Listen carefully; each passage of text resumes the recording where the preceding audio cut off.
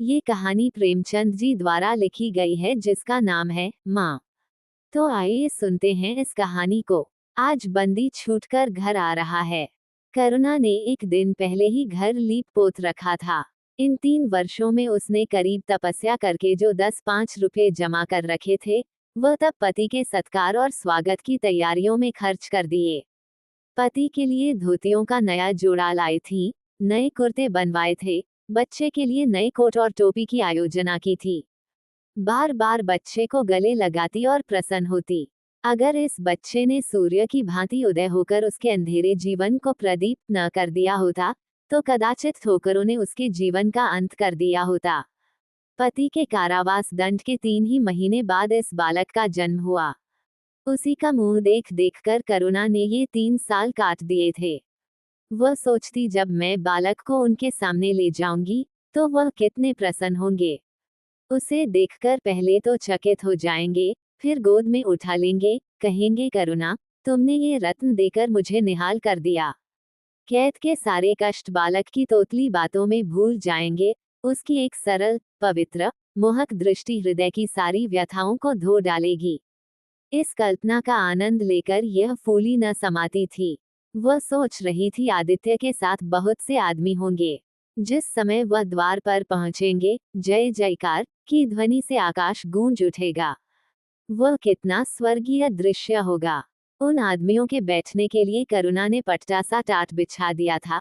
कुछ पान बना लिए थे और बार बार आशा में नेत्रों से द्वार की ओर ताकती थी। पति की वह सुदृढ़, उदार, तेजपूर्ण मुद्रा बार बार आंखों में फिर जाती थी।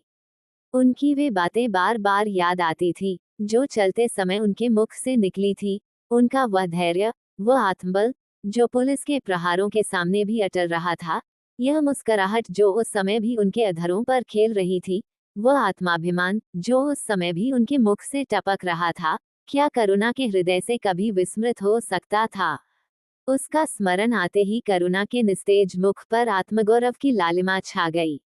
यही वह अवलंब था, जिसने इन वर्षों की घोर यातनाओं में भी उसके हृदय को आश्वासन दिया था।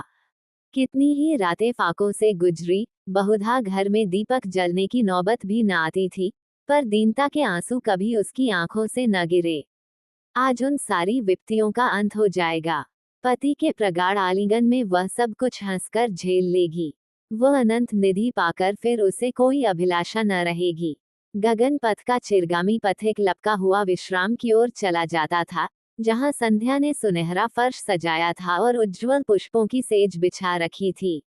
उसी समय करुणा को एक आदमी लाठी टेकता आता दिखाई दिया, मानो किसी जीर्ण मनुष्य की वेदना ध्वनि हो।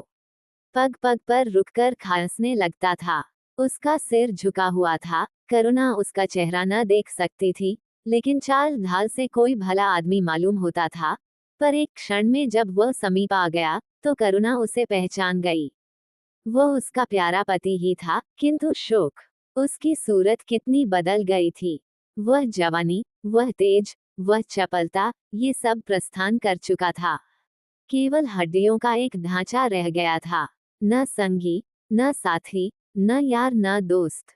करुणा उसे पहचानते ही बाहर निकल आई, पर आलिंगन की कामना हृदय में दबाकर रह गई। सारे मंसूबे धूल में मिल गए।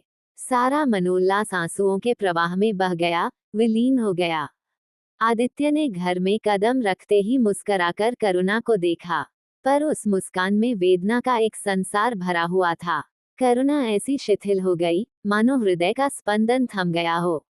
वो फटी हुई आंखों से स्वामी की ओर टकटकी बांधे खड़ी थी, मानो उसे अपनी आंखों पर अब भी विश्वास न आता हो। स्वागत या दुख का एक शब्द भी उसके मुंह से न निकला। बालक भी उसकी गोद में बैठा हुआ सहमी आंखों से इस कंकाल को देख रहा था और माता की गोद में चिपटा जाता था। आखिर उसने कातर स्वर में कहा, ये तुम्हारी क्या दशा है? बिल्कुल पहचाने नहीं जाते। आदित्य ने उसकी चिंता को शांत करने के लिए मुस्कुराने की चेष्टा करके कहा, कुछ नहीं, जरा दुबला हो गया हूँ। तुम्हारे हाथों का भोजन पाकर फिर स्वस्थ हो जाऊंगा। एडवर्टाइजमेंट। करुणा छी सूख कर कांटा हो गए। क्या वहां भरपेट भोजन भी नहीं मिलता? तुम तो कहते थे राजनैतिक आदमियों के साथ बड़ा अच्छा व्यवहार किया जाता है, और वह तुम्हारे साथी क्या हो गए? जो तुम्हें आठों पहर घेरे रहते थे और तुम्हारे पसीने की जगह खून बहाने को तैयार रहते थे। आदित्य की थ्योरियों पर बल पड़ गए। बोले, यह बड़ा ही कटु अबूझ है करुणा। मुझे ना मालूम था कि मेरे कैद होते ही लोग मेरी ओर से यूं आंखें फेर लेंगे, कोई बात भी ना पूछेगा। राष्ट्र के नाम पर मिटने वालों का यही पुरस्कार है, यह मुझे ना मालूम था। जनता अपने सेवकों को बहुत जल्द भूल जाती है, ये तो मैं जानता था, लेकिन अपने सहयोगी और सहायक इतने बेवक्त होते हैं, इसका मुझे ये पहला ही अनुभव हुआ। लेकिन मुझे किसी से शिकायत नहीं। सेवा स्वयं अपना पुरस्कार है। मेरी भूल थी कि मैं इसके लिए यश और नाम चाहता था। करुणा तो क्या, वहां भोजन भी न मिलता था। आदित्य, यह न पूछो करुणा, बड़ी करुण कथा है।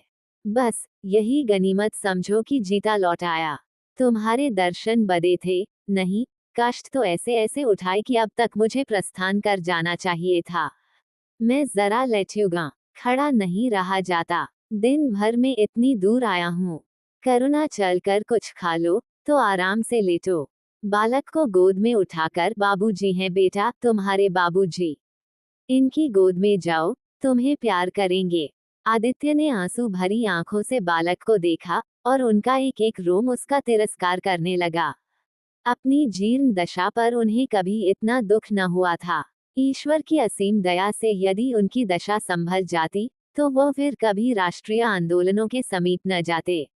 इस फूल से बच्चे को यूं संसार में लाकर दरिद्रता की आग में झोंकने का उन्हें क्या अधिकार था। वह अब लक्ष्मी की उपासना करेंगे और अपना क्षुद्र जीवन बच्चे के लालन पालन के लिए अर्पित कर देंगे। उन्हें इस समय ऐसा ज्ञात हुआ कि बालक उन्हें अपेक्षा की दृष्टि से देख रहा है, मानो कह रहा है, मेरे साथ आपने कौन सा कर्तव्य पालन किया।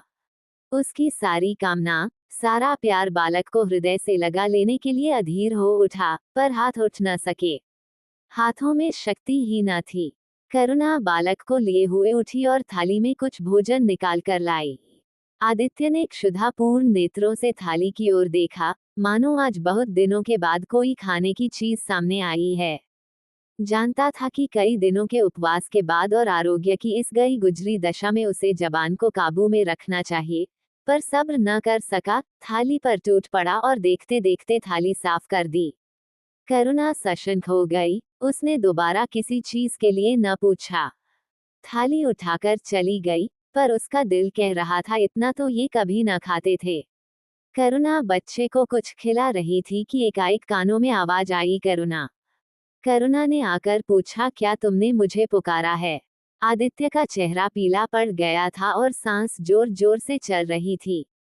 हाथों के सहारे वहीं टाट पर लेट गए थे। करुणा उनकी यह हालत देखकर घबरा गई। बोली, जाकर किसी वैद्य को बुला लाऊं। आदित्य ने हाथ के इशारे से उसे मना करके कहा, व्यर्थ है करुणा, अब तुमसे छिपाना व्यर्थ है, मुझे तपेदिक हो गया है। कई बार मरते मरते बच गया हूँ।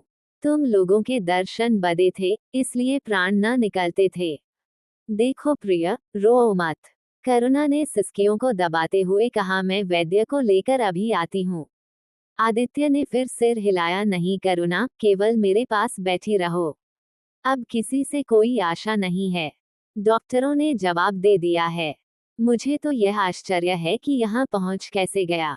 न जाने कौन दैवी शक्ति मुझे वहां से खींच लाई। कदाचित यह इस बुझते हुए दीपक की अंतिम झलक थी। आह, मैंने तुम्हारे साथ बड़ा अन्याय किया।